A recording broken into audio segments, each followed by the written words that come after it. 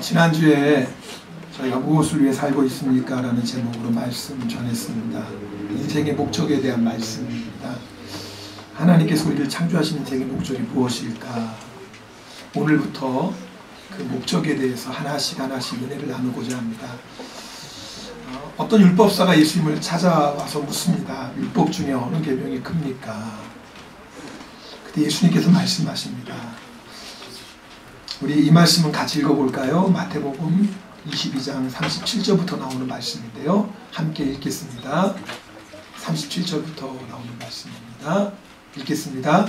내 마음을 다하고 목숨을 다하고 뜻을 다하여 주 너의 하나님을 사랑하라 하셨으니 이것이 크고 첫째는 계명이요 둘째도 그와 같으니 내 이웃을 내 자신같이 사랑하라 하셨으니 이 두 계명이 온 율법과 선지자의 강령이니라. 율법사는 어떤 계명이 가장 큰 계명입니까? 율법 중에. 그때 예수님께서 율법뿐만 아니라 구약 성경 전체를 통틀어서 가장 큰 계명이 있는데 하나님 사랑하는 거다. 어떻게 사랑한다고요? 마음을 다하고 목숨을 다하고 뜻을 다해서. 여러분, 이것이 하나님이 우리를 창조하신 첫 번째 목적입니다. 하나님을 사랑하는 거예요. 여러분, 하나님을 사랑하는 것 방법 많죠. 그러나 하나님께서 우리에게 하나님을 사랑하는 방법을 친히 알려주셨습니다. 그게 뭐냐면 예배입니다. 예배는 사람이 만든 것이 아니라 하나님께서 명하셨어요. 하나님이 우리를 창조하신 이유는 하나님을 사랑하라고. 마음을 다하고 목숨을 다하고 뜻을 다해 하나님을 사랑해라. 그럼 하나님, 우리가 어떻게 하나님을 사랑하죠? 하나님을 사랑하는 방법이 뭐죠? 그래서 우리에게 주신 게 예배예요. 그래서 우리는 오늘 예배를 통해서 하나님을 사랑하는 사랑을 고백하는 겁니다. 우리 한번 따라합시다. 하나님 사랑해요. 이게 예배예요. 오늘 여러분이 예배에 나왔다는 것 자체가 이미 하나님을 향해서 하나님, 저는 세상 그 누구보다도 그 무엇보다도 하나님을 사랑합니다 라고 지금 여러분이 고백하고 있는 겁니다. 그래서 하나님이 예배를 제일 기뻐하시는 거예요. 왜요? 사랑의 고백이니까. 오늘 여러분 예배 드릴 때, 오늘 이 자리에 앉아 있는 것도 귀하지만 오늘 예배 드릴 때 마음을 다하고 목숨을 다하고 뜻을 다하여 예배 드리기를 축복합니다. 여러분이 예배의 중심이 뭐냐? 주일 성수예요. 여러분, 하나님께서는 이 주일날 하나님의 백성들이 함께 모여 주의 전에서 예배드리라고 명령하셨어요. 그래서 주일 성수는요, 하나님을 사랑하는 핵심이에요. 그래서 내가 하나님을 얼마만큼 사랑하는지를 뭘 보고 알 수 있느냐? 예배를 드리는 우리의 태도를 보면 알아요. 자, 여러분 한번 질문해 볼게요. 오늘 예배 오시면서 어떤 마음으로 오셨어요? 너무 기다렸어요. 주일이 왜 이렇게 안 오는 거야? 매일 주일이 있으면 좋겠네. 하나님, 저 오늘 빨리 만나고 싶어요. 이런 마음으로 오셨죠? 얼굴이 이렇게 어두우세요. 아니면 또 주일이네. 왜 이렇게 주일이 빨리 오는 거야? 예배 안 드릴 수도 없고. 참 오늘 바쁜데. 혹시 그런 마음으로 오신 분은 없으시죠? 죄송합니다만 그런 마음으로 예배 드리시면 하나님이 별로 기뻐하시지 않으세요. 여러분, 예배를 드리는 우리의 마음이, 우리의 태도가 하나님을 얼마만큼 사랑하는지를 보여줍니다. 사실은요, 제가 오늘 이 말씀 준비할 때 하나님이 저에게 먼저 회개시키셨어요. 김 목사, 그러는 너는 마음을 다하고 목숨을 다하고 뜻을 다해 예배드리고 있냐? 너 오늘 그렇게 성도들한테 지금 생명 걸고 예배드리자고 설교하는데 너 정말 너는 그렇게 예배드리고 있냐? 하나님 저에게 물으시는 거예요.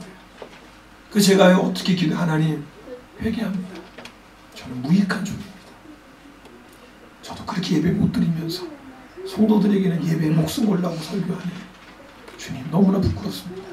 그래서 오늘 이 말씀은 저를 향한 말씀이기도 해요. 오늘 우리가 예배 드릴 때 마음을 다하고 목숨을 다하고 뜻을 다하여 하나님 앞에 예배 드립시다. 이것이 하나님을 향한 사랑의 고백이에요. 여러분, 마가의 다락방에 제자들이 열심히 오며 기도했어요. 예수님이 성령 받으라고 하셨으니까 성령이 임했어요. 성령이 임하고 제자들 마음이 뜨거워졌어요. 그러자마자 제자들이 무엇했냐면 성전에 함께 모여 예배드렸어요. 누가 시킨 게 아니에요. 누가 시킨 게 아닌데 성령의 충만함을 받고 주님을 뜨겁게 사랑하니까 누가 시킨 것도 아닌데 성전에 함께 모여서 예배드리기 시작했어요. 그렇게 해서 초대교회가 시작됩니다. 예배는요, 성령 충만한 사람, 하나님을 사랑하는 사람에게는 본능과 같아요. 뭐 예배에 오십시오 말라 할 것도 없어요. 하나님을 사랑하는 사람에게는 주일날 주님 앞에 함께 모여 예배드리는 게 본능과 같아요. 오늘 여러분 안에 예배를 향한 그런 마음이 있기를 축복합니다. 어떤 분들이 이렇게 말해요. 너무 바쁘고 힘들어서 주일날 교회 나와서 예배 드릴 시간 없습니다. 근데 여러분 속지 마셔야 돼요. 바쁜 것도 많고 힘든 것도 많아요. 그러네요. 사람은요, 아무리 바쁘고 아무리 힘들어도요, 자기가 정말 중요하게 생각하는 것은 양보하지 않습니다. 사람은요, 아무리 바쁘고 아무리 힘들고 아무리 피곤해도 자기가 제일 중요하게 생각하는 건 절대 양보하지 않습니다. 타협하지 않습니다. 바쁜 거 맞아요. 힘든 거 맞아요. 그러나 그렇다고 예배 못 드리는 게 아니에요. 내가 하나님을 생명처럼 사랑하는 사람은 예배에 생명을 걸어요. 제가 아는 어느 목사님이 몇 주 전에 탄식하듯이 이런 말씀을 하셨어요. 이 목사님이 섬기는 교회에 자신은 하나님을 정말 사랑한다고 늘 고백하는 청년이 있었어요. 근데 주일날 이 청년이 예배에 나오지 않은 거예요.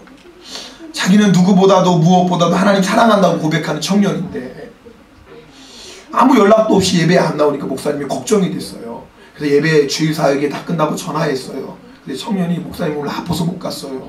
근데 그 얘기를 듣는데 정말 아프나 보다. 얼마나 아프면 이렇게 하나님 사랑하는 청년이 교회 못 갔을까. 우리 그럴 때 있잖아요. 정말 손가락 하나 움직일 수 없을 때 있잖아요. 그럴 때 여러분 교회 오고 싶어도 못 오는 거 아니겠어요? 그래서 정말 아픈가 보다. 마침 이 청년이 교회에서 집이 가까워서 목사님이 기도해 주러 갈게. 근데 오지 말라는 거예요. 그래서 아니야, 기도만 해주고 금방 올 테니까 부담스러워 하지 마. 그랬더니 사실은 목사님 저 지금 집이 없어요. 이게 무슨 얘기냐고. 아니 몸이 너무 아파서 교회 못 올 정도인데 아니 집이 아니고 어디 있냐고. 목사님 저 바이트 왔어요. 근데 그 얘기를 듣는 순간에 목사님이 마음이 아팠대요. 자신은 하나님을 사랑한다고도 말하는 청년이었어요. 여러분 몸이 너무 아프면 주일 예배 못 올 수도 있지요. 그런데 보세요. 주일 예배에 못 올 정도로 몸이 아프면 어떻게 바이트를 해요? 여러분 지금 무슨 말씀인지 아시겠어요? 내가 주일 예배에 나오지 못할 정도로 몸이 아픈 사람이 어떻게 바이트를 해요? 만약에 내가 바이트를 할 정도만큼 아프다면 왜 주일 예배 못 드리겠어요? 무슨 말씀인지 아시겠나요, 여러분? 결국 이 청년에게는요, 하나님보다 바이트가 더 중요했던 거예요. 청년이 방문할지도 몰라요. 아니에요. 저는 하나님이 더 중요하지. 제가 무슨 하나님보다 바이트가 더 중요해요. 그 말도 안 돼요. 저는 단지 주일 예배에 빠졌을 뿐이죠. 그렇다고 아프다고 바이트 빠질 수는 없잖아요. 주일 예배 한 번 빠진 것 가지고 뭐 제가 하나님보다 바이트를 더 중요하게 그런 말씀 마십시오. 너무합니다. 이렇게 말할 수 있지요. 청년의 입장에서는 말이 돼요. 여러분 보세요. 사람의 생각에는 말이 돼요. 그런데 하나님은 그렇게 생각하지 않아요. 하나님은요, 하나님을 생각하는 마음이 있고 뭐를 생각하는 마음이에요? 예배에 대한 마음이에요. 여러분 우리가 눈에 보이지 않는 하나님을 어떻게 사랑해요? 네, 그래서 하나님이 예배를 알려주신 거예요. 하나님은 눈에 보이지 않지만 너희는 마음을 다하고 목숨을 다하고 뜻을 다해서 하나님을 사랑해라. 그럼 하나님 우리가 어떻게 마음을 다하고 목숨을 다하고 뜻을 다해서 하나님을 사랑합니까? 그렇게 예배해. 마음을 다하고 목숨을 다하고 뜻을 다해서 예배해. 그게 바로 나를 사랑하는 거예요. 그래서 예배에는요, 목숨을 거는 거예요. 왜요? 예배가 곧 하나님을 사랑하는 믿음의 고백이기 때문에 그래요. 여러분 어떠세요? 이 청년의 얘기만은 아니잖아요. 우리들도 이런 때가 있잖아요. 하나님을 사랑하지 않는 사람은 청년의 선택이 당연하다고 생각해요. 저는 지금 하나님을 믿지 않는 사람 얘기하는 게 아니에요. 하나님을 믿지 않는 사람은 말도 할 것 없고, 하나님을 믿는다고 하지만 하나님을 뜨겁게 사랑하지 않는 사람에게는 청년의 선택이 당연해요. 그러나 하나님을 사랑하면 예배를 타협할 수가 없어요. 여러분, 이건요 논리의 문제가 아니에요. 여러분, 이거는 상식의 문제도 아니고요, 이것은 사랑의 문제예요. 예수님께서 베다니 나병 환자 시몬의 집에 계실 때 한 여자가 매우 값진 향유를 담은 옥합을 깨트려서 예수님 머리에 붓습니다. 300데나리온 이상 나가는 거예요. 지금 일본 돈으로 계산하면 300만 엔이 넘는 향유예요. 근데 그걸 예수님 머리에 부었어요. 자, 그 모습을 보고 주변에 있던 사람들이 여인을 책망합니다. 심지어는 예수님의 제자들까지도 여인을 책망합니다. 야, 이 향유를 팔아서 가난한 자들에게 줄 수 있는데 왜 낭비하냐고 여인을 책망합니다. 상식적으로 보면 이 여인의 얘기가 맞아요. 또 거기다가 가난한 사람들 도와줘야 되니까 얼마나 또 의롭게 들려요. 그러나 여러분, 이 여인이 왜 이렇게 비싼 향유를 예수님의 머리에 부었죠? 왜요? 예수님을 사랑했어요. 사랑으로 보지 않으면 이 여인 행동을 이해할 수가 없어요. 예배가 이와 같아요. 내가 예배를 드리기 위해 바이트 빠진다? 주님 사랑하지 않는 사람에게 이해가 안 돼요. 그게 말이 안 되는 얘기예요. 아니, 어떻게 예배 드린다고 바이트를 빠져? 말이 안 돼요. 예배를 드리기 위해 아픈 몸을 이끌고 교회에 왔다? 주님을 사랑하지 않는 사람이 이해가 안 돼요. 몸이 아프면 쉬어야지. 그 몸 가지고 왜 교회를 와요? 쉬어야지. 예배를 드리기 위해 친구들과 멋진 여행 포기했다? 주님을 사랑하지 않는 사람은 이해가 안 돼요. 야, 1년에 한 번 있는 여행인데 왜? 말이 안 돼요. 예배를 드리기 위해 내일 중요한 시험이 있는데 그거 빠지고 교회에 왔다, 그거 두고 교회에 왔다? 이해가 안 되는 거예요. 시험 공부해야지. 여러분, 사랑이 아니면 예배에 생명 거는 게 이해가 안 돼요. 여러분, 사랑이 없는 사람은 옥합을 깨뜨리는 사람 보고 낭비라고 얘기하고요, 하나님을 생명 걸고 사랑하지 않는 사람에게는 옥합을 깨뜨리는 사람이 광신자로 보입니다. 예수 믿어도 그렇게 믿는 거 아니지. 사랑이 없으면 옥합을 깨뜨리는 게 이해가 안 돼요. 근데 예수님은 그 여인을 하셨거든요. 가만두어라. 놀라운 말씀하세요. 복음이 전해지는 곳마다 이 여인이 행한 일이 전파되리라. 주님은 그 사람을 너무나 기쁘게 받으셨어요. 여러분, 제가요, 우리 성도님들이 어쩌다 한 번씩 저에게 전화 올 때, 목사님 내일 주일날 무슨 일이 있어서 못 가요 교회에. 그럼 제가 이렇게 강하게 권면했습니다. 집사님, 하나님을 예배하는 것보다 중요한 일이 어디 있어요? 따라합시다. 집사님, 하나님을 예배하는 것보다 중요한 일이 어디 있어요? 자, 우리 옆에 분하고 인사합시다. 집사님, 하나님을 예배하는 것보다 더 중요한 게 어디 있어요? 제가 이렇게 얘기하면요, 그렇게 간절하게 권면하는데요, 하나님을 사랑하지 않는 사람에게는 제 말이 잔소리밖에 안 된다는 걸 알았어요. 목사님 하시는 말씀이 무슨 말씀인지 잘 알아요. 그러나 상황이 그런 걸 어떻게 해요? 목사님이 내 입장이 돼보세요. 목사님이 제 입장을 모르니까 그렇게 말씀하세요. 서운해 하시더라고요. 그래서 제가 알았어요. 아, 그렇구나. 하나님을 생명처럼 사랑하지 않는 사람에게 이게 말이 안 되는 얘기구나. 머리로는 이해를 해도 마음으로는 절대 받아들일 수 없는 얘기구나.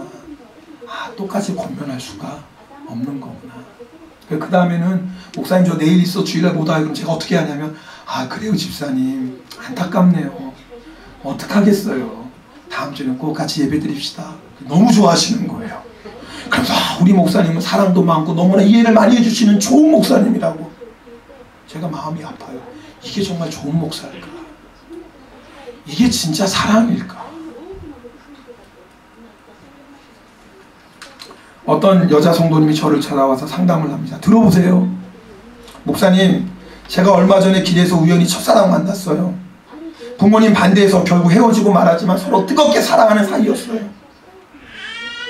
그런데 20년이 지나고 만나는 순간 제 마음이 두근두근 거렸어요. 너무 반가워서 전화번호도 교환했어요.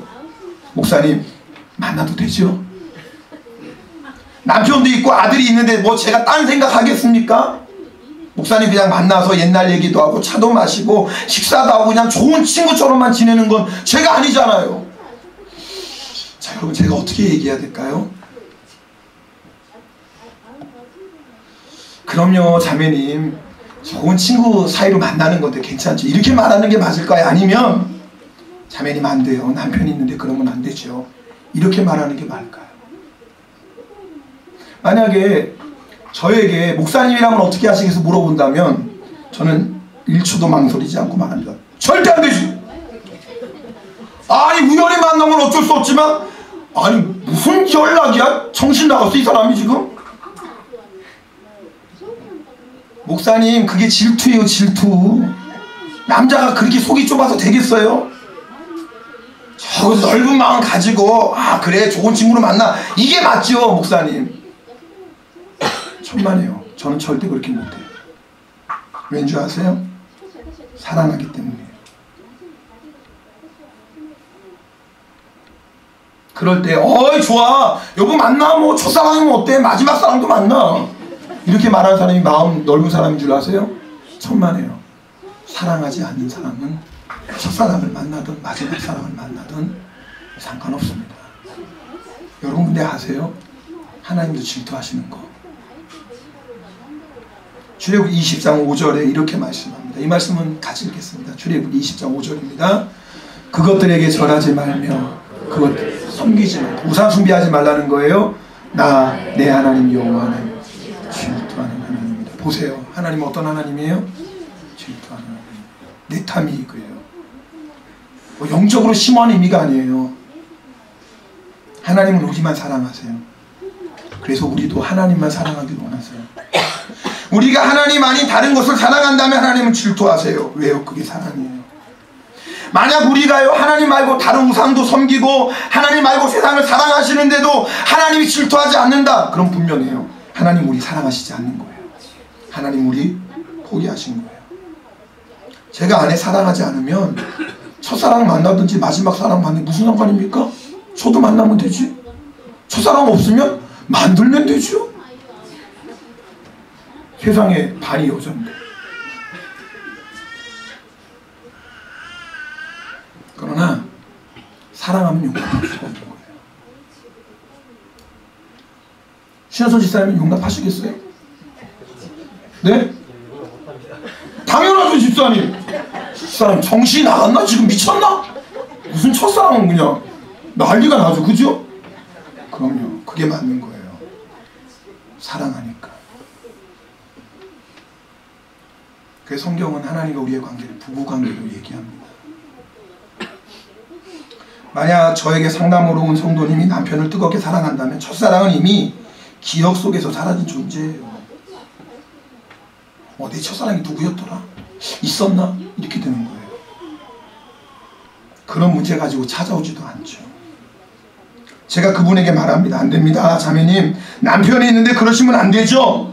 그러자 그 여자 성도님이 저에게 따지듯이 묻습니다. 목사님, 맨날 만나는 것도 아니에요. 어쩌다 한 번 만나는 거잖아요. 근데 왜 안 된다는 거예요? 지금 남편하고는 1년 365일 같이 있어요.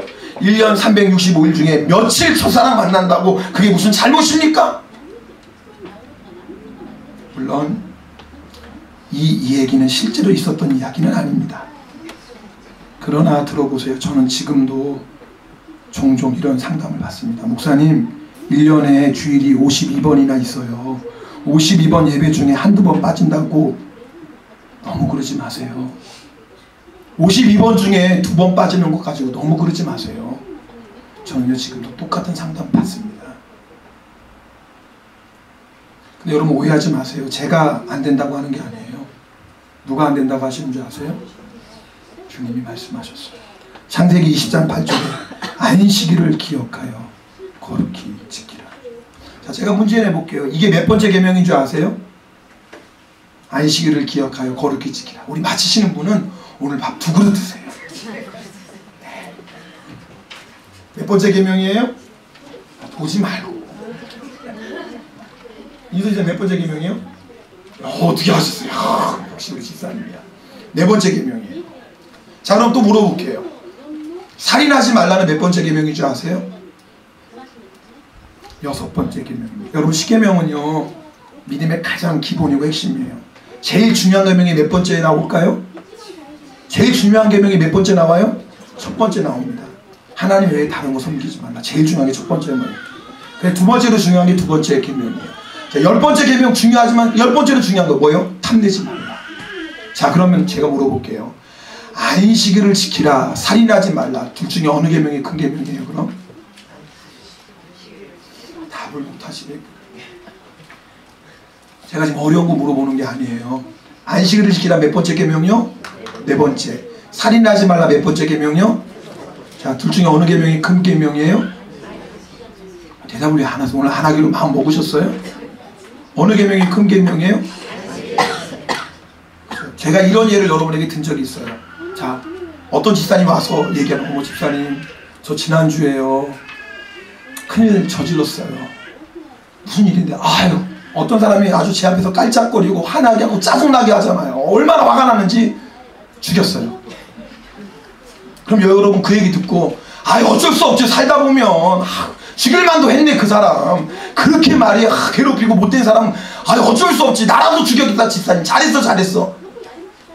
여러분 그렇게 얘기하나요? 아니 좀 대답 좀 해주세요. 여러분 그렇게 얘기하나요? 아, 그러시나요? 그럴 사람 아무도 없어요. 아마 말을 잃을 거예요. 어머머, 어머머머, 이거 어떻게, 어머머머, 말을 못 할 거예요. 아마 여러분들 아마 깜짝 놀라서. 자, 그런데요, 그거보다 더 큰 계명. 집사님, 저 지난주에 오래간만에 우리 놀러 가느라고 주일 빠졌어요. 그럼 여러분 그 얘기 듣고,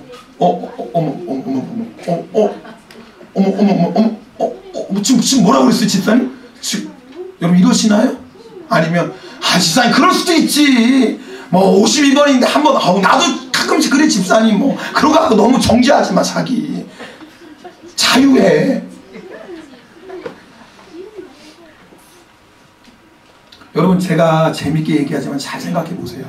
제가 틀린 말 했나요? 우리가요 안식일에 대해서 이렇게 가볍게 생각해요. 우리가요 안식일에 대해서 이렇게 쉽게 생각해요. 주님은 안식일을 지키는 게 살인하는 것보다, 가난하는 것보다 더 중요하다고 말씀하셨는데, 우리는 안식일은 저 한참 밑이에요. 그만큼 우리가 안식일에 대한 마음이 이렇게 약해요. 그래서 어떤 문제가 생기냐고요? 우리 삶이 마귀에게 하나님 주신 은혜와 축복을 다 빼앗기고 있어요. 예배 지키지 못하면 다 빼앗겨요. 오늘 우리가 읽은 얘기가 그 얘기예요. 이스라엘과 블레셋이 전쟁이 일어났어요. 여러분 원래 하나님은 이스라엘 백성에게 너는 블레셋을 정복하고 다스려라, 하나님이 약속하셨어요. 그런데 거꾸로 됐어요. 오히려 이스라엘이 블레셋에게 정복당하고 괴롭힘을 당하는 신세가 되었어요. 그 이유가 있어요. 뭔 줄 아세요? 우리 오늘 보면 3절 말씀인데 한번 읽어보겠습니다. 자, 3절입니다. 사무엘상 7장 3절 말씀. 네, 자, 우리 같이 읽겠습니다. 만일 너희가 전심으로 여호와께 돌아오려거든 이방 신들과 아스다롯을 너희 중에서 제거하고 너희 마음을 여호와께로 향하여 그만을 섬기라. 그리하면 너희를 블레셋 사람의 손에서 건져내시리라. 지금 뭐예요? 이스라엘 백성이 블레셋 사람의 억압을 받고 있어요. 땅도 빼앗겼어요. 비굴하게 살아가요. 원래는 하나님이 블레셋을 정복하라고 말씀하셨는데, 근데 그 이유가 뭐예요? 우상을 숭배했어요. 하나님도 예배했어요. 근데 이스라엘 백성이 우상도 숭배했어요. 하나님 앞에 이것처럼 큰 모욕이 없는 거예요. 그 결과 뭐예요? 이스라엘이 블레셋에 의해서 조롱당하는 신세가 됐어요. 겉으로 볼 때는 블레셋이 이스라엘보다 힘이 세서 그런 것 같아요. 그러나 영적인 문제였어요. 이스라엘 백성이 하나님을 향한 진정한 예배를 빼앗기자마자 이스라엘은 블레셋의 종노릇하는 나라가 되고 말았어요. 자, 이스라엘 백성이 이것을 깨닫고 회개하고 미스바라는 곳에 모였습니다. 이제는 우리 우상을 다 제거하고 이제는 우리 하나님만 섬기자, 언약을 맺으려고 미스바에 모였어요. 미스바에 모였다는 얘기를 듣고 블레셋이 아니나 다를까 공격하러 왔어요. 자, 그때 오늘 말씀 보니까 사무엘이 이스라엘 백성이 뭐 하냐면 번제를 드립니다. 지금 적군이 어디에 있어요? 눈앞에 있어요.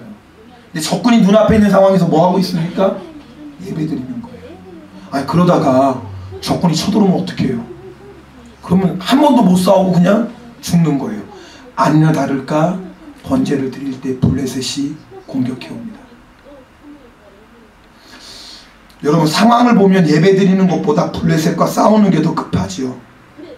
상식적으로 생각하면 지든 이기든 일단 싸우고 와야 될 거 아닙니까? 블레셋하고. 근데 도대체 사무엘과 이스라엘 백성 무슨 생각을 하길래 블레셋이 공격해 오는데도 지금 예배 드리냐 그 말이에요. 사무엘은 알았어요. 지금 블레셋에게 이렇게 고통당하는 이유는 이스라엘 백성이 군사력이 약해서가 아니라 하나님을 향한 온전한 예배를 빼앗겨버렸어요. 마음을 다하고 생명을 다하고 뜻을 다해서 하나님을 예배해야 되는 이 온전한 예배를 빼앗기고 말았어요. 이 예배를 빼앗기고 나니까 블레셋에 의해서 고통당하는 신세로 전락하고 말았어요. 자, 그렇다면 보세요. 이 예배를 회복하지 않는다면 블레셋하고 싸워도 이길까요? 못 이길까요? 당연히 이길 수 없지요. 이 예배를 회복하지 않으면 블레셋하고 아무리 싸워도 이스라엘은 절대 블레셋을 이길 수가 없어요. 그래서 사무엘이 이스라엘에서 결단한 거예요. 어차피 우리가 싸워서 블레셋에게 주구나, 이렇게 예배드리다 주구나, 어차피 죽는다면 우리 생명 걸고 예배드리자. 어차피 싸우다 죽던 예배드리다 죽던 죽는다면 이제 우리 더 이상 이방 우상에게 절하고 우리가 우상에게 절함으로 말미암아 블레셋에게 이런 부끄러움과 치욕당하는 부끄러운 인생 여기서 이제 끝내고 하나님의 백성답게 한번 온전한 예배 드려보자. 정말 일평생에 단 한 번이라도 하나님이 기뻐하시는 예배 드려보자. 이 예배 드리다 죽는 날이 있어도 이 예배 하나님께 드려보자. 믿음의 절개를 가지고 지금 예배 드리는 거예요.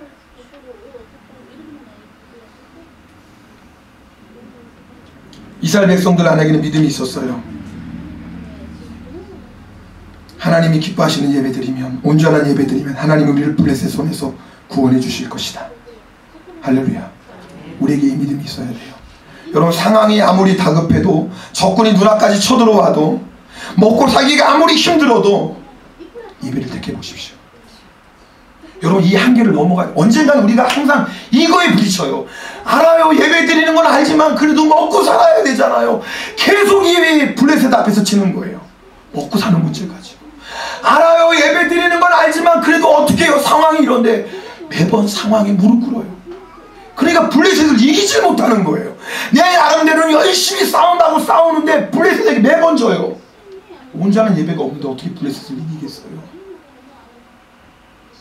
여러분이 이 한계를 넘어가야 돼요. 그래, 내가 블레셋하고 싸우다 죽든 예배드리다 죽든 내가 죽는다면 이제는 나 한번 하나님 백성답게 살 거야. 내가 예배드리다 죽어도 믿음의 절개를 지켜볼 거야. 여러분이 이런 믿음 가지고 예배를 드려보세요. 그때 이스라엘 백성에게 나타났던 역사가 일어납니다. 어떤 역사가 나타났죠? 하나님께서 블레셋에 천둥을 일으키십니다. 여러분, 블레셋은요, 천둥소리를 듣자마자 알았어요. 직감적으로. 지금 누가 사기를 치는 거예요? 이스라엘이 하나님이 사기를 치는구나. 두려움에 붙잡혔어요. 그리고 뭐예요? 도망치기 시작합니다.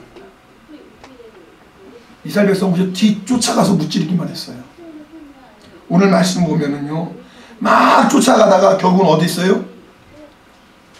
미스바와 겐 사이 중간에 돌 하나를 세웁니다. 그리고 그곳의 이름을 뭐라고 그래요? 에벤 에셀 그래요. 무슨 뜻입니까? 여호와께서 여기까지 도우십니다. 지금까지 이스라엘 백성은 여호와의 도움을 몰랐어요. 자기 나름대로 열심히 살긴 사는데 지금까지 여기까지 여호와가 도우셨다는 고백을 할 수 없었어요. 맨날 지고 살았으니까. 맨날 블레셋의 종로로 타고 살았으니까, 매일 블레셋의 고통당하며 살았으니까. 우리 성도의 삶이 그렇다니까요. 매일 환경의 종로릇해요. 물질의 종로릇해요. 육신이 연약하면 연약함의 종로릇해요. 세상 일에 바쁘면 세상 일의 종로릇해요. 믿음의 사람이 이겨야 되는데 맨날 종로릇하고 살아요. 그러니까 에베네셀이라고 고백을 못하는 거예요. 하나님의 도움으로 승리해 봤어야지. 하나님의 도움으로 기적을 체험해 봤어야죠. 그래야지 에베네셀 고백할 거 아닙니까? 기도하다가 뭐 에베네셀이 하나님 말은 하지만, 성경에 나와서 알지만 여러분 체험해 보셨어요? 여러분의 삶에서 하나님이 여기까지 나를 도와주셨습니다라고 고백해 보셨냐고요. 진짜 왜 우리가 이런 고백 못해요? 예배에 생명을 안 걸어요. 내가 싸우다 죽던, 내가 이 직장 빼앗겨서 굶어 죽던, 내가 이 어려운 문제 앞에서 내가 지쳐 죽더라도 나는 그래도 예배만큼은 포기 못해. 나는 예배하면 생명 걸 거야. 여러분이 한번 이렇게 살아보세요. 그러면 여러분의 인생에 에베네셀의 고백을 하게 됩니다. 여러분 그 고비를 넘어가야 돼요. 여러분 그걸 넘어갈 때 우리가 에베네셀의 하나님을 만나요. 여기까지 도우셨다. 하나님이 나를 여기까지 인도하셨다. 하나님이 여기까지 나를 채워주셨다. 하나님이 내 인생에 여기까지 나에게 승리 주셨다. 비로소 이 고백을 할 수 있게 돼요. 언제까지 우리가 블레셋에게 지고 살 거예요? 언제까지 우리가 세상 눈치 보며 살아요? 언제까지 여러분 우리가 이 핑계 저 핑계 대고 여러분 예배를 타협하고 살 거예요? 어차피 세상 사는 건 쉬운 거 아니에요. 그죠? 아마 여러분 중에 일주일 동안 얼마나 힘들고 피곤하게 사셨어요. 이 시간에 편하게 살다 오신 분 한 분도 없어요. 단원 하나에 한 사람도 없어요. 자기 나름대로 인생이 피곤한 거 아시잖아요. 우리 주선이가 그러더라고. 초등학교 2학년 피곤해 인생이. 그러더라고. 지가 인생을 뭐하러요. 근데도요 초등학교 2학년도 자기 나름대로 인생이 피곤한 거예요. 우리 보기엔 놀고 먹는 것 같아도요. 오늘 이 자리에 편안하게 쉬다 온 사람 아무도 없어요. 다 힘들고 어려운 일주일 영적 싸우며 왔어요. 근데 여러분 우리가 어차피 힘들게 살 거라면, 어차피 죽을 거라면 뭐 예배 한번 목숨 한번 걸어보자고요. 그럼 하나님이 어떻게 역사하시는지. 여러분 오늘 이스라엘 백성 승리했을 뿐만 아니라 놀라운 일은 블레셋에게 빼앗았던 땅을 다시 찼습니다. 야, 블레셋에게 다 빼앗겨 버렸거든요. 땅을 하나님이 주신 건데 빼앗겼어요. 뭐를 잃어버리고 나니까? 예배를 잃어버리고 나니까 하나님이 주신 축복마저도 다 빼앗겼어요. 근데 예배를 회복하고 나니까 도로 찾는 거예요. 예배를 회복하고 나니까. 여러분의 인생을 돌아보세요. 내가 왜 인생을 힘들고 어렵게 살았을까? 돈이 없어서 그랬을 수도 있겠죠. 질병 때문에 몸이 아파서 그럴 수도 있어요. 도와주는 사람 하나 없어서 맞아요. 환경이 상황이 안 좋아 맞아요. 근데 여러분 놓치지 마세요. 그건 다 겉에 보이는 문제예요. 진짜 문제가 뭔 줄 아세요? 마음을 다하고 목숨을 다하고 뜻을 다해서 드리는 예배를 빼앗기고 나면 다 빼앗깁니다. 마귀에게. 하나님이 주신 귀한 것. 우리 인생의 문제가 다른 데 있는 게 아니에요. 온전한 예배 빼앗기고 나면 다 빼앗깁니다. 그러나 우리가 하나님 앞에 온전한 예배 회복하면요 승리합니다. 그리고 이 빼앗던 것 되찾아와요. 그리고 에베네셀이라고 고백하게 됩니다. 하나님이 나를 여기까지 도우셨다. 여러분의 인생에 기념비를 세우는 거예요. 2013년에 하나님이 2013년 나를 여기까지 도우셨다. 우리 신성모 지사님 오늘 귀한 나눔했어요. 지단에 에베네셀의 돌을 세우세요. 이런 고난이 있었지만 내가 하나님을 사랑함으로 에베네셀 2013년 내 인생에 여기까지 하나님 도우셨다. 기념비를 세우는 인생을 사는 거야. 매년마다. 그러나 예수를 믿어도 예배를 빼앗기면 일평생 에베네셀 다른 사람 간증은 들어요. 좋겠다. 저 사람 에베네셀을 만났구나. 좋겠다. 저 사람 승리했구나. 좋겠다. 저 사람 저런 복을 받았구나. 다른 사람 얘기로 끝나요. 여러분의 인생의 얘기가 안 돼요. 이것처럼 억울한 게 어디 있어요? 똑같은 하나님 믿는데 누구는 날마다 에베네셀을 간증하는데 누구는 듣고만 있어요. 이제는 나도 간증해야 될 거 아니에요. 나도 에베네셀의 하나님 간증해봐야 될 거 아니에요. 하나님은 우리 인생의 가장 귀한 분이십니다. 믿으십니까?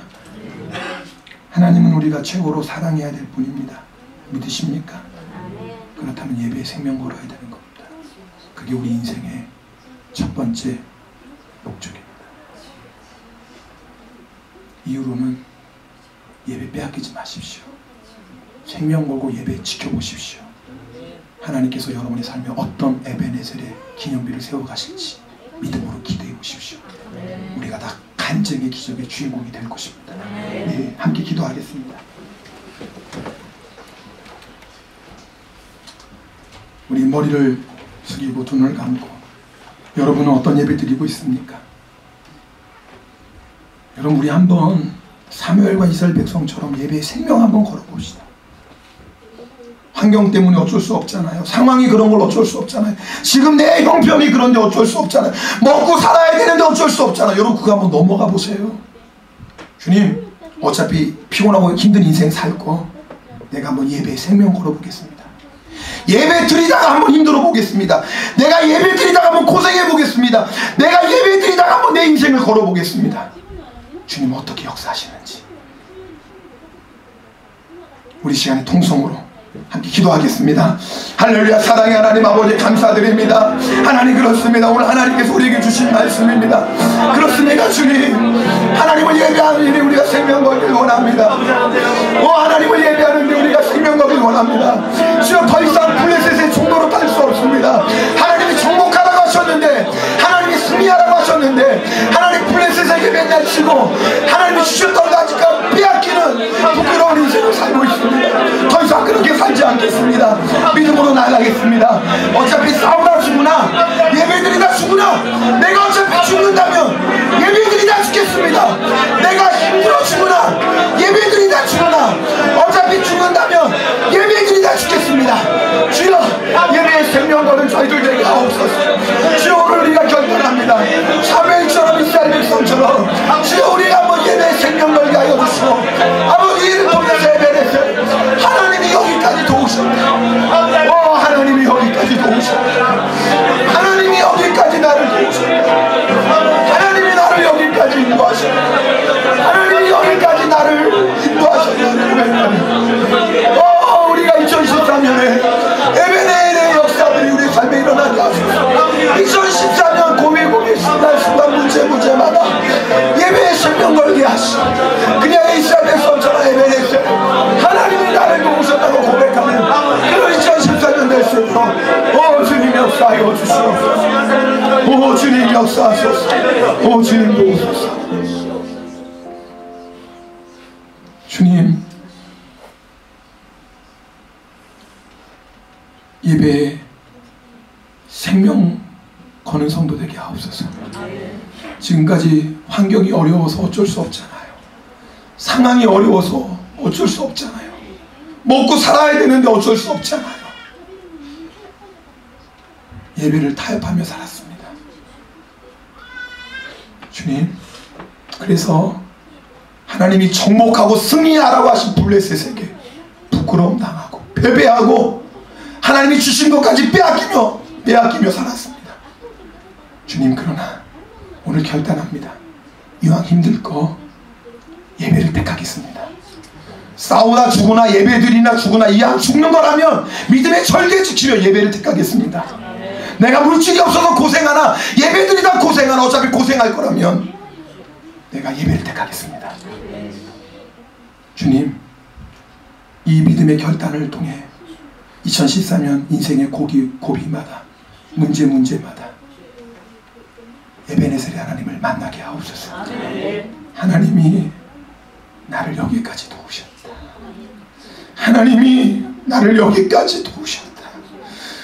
내 힘으로 감당할 수 없는 대상과 같은 문제를 만났지만, 사람이 고칠 수 없는 질병을 만났지만, 내 힘으로 해결할 수 없는 문제를 만났지만, 내가 예배에 생명 걸고 나니 에베네셀의 하나님, 하나님이 나를 도우셨다고 간증하는 2013년 되게 하옵소서. 예수 그리스도 이름으로 기도드렸습니다. 아멘. 옆에 분하고 우리 손 꼭 잡고 인사합시다. 예배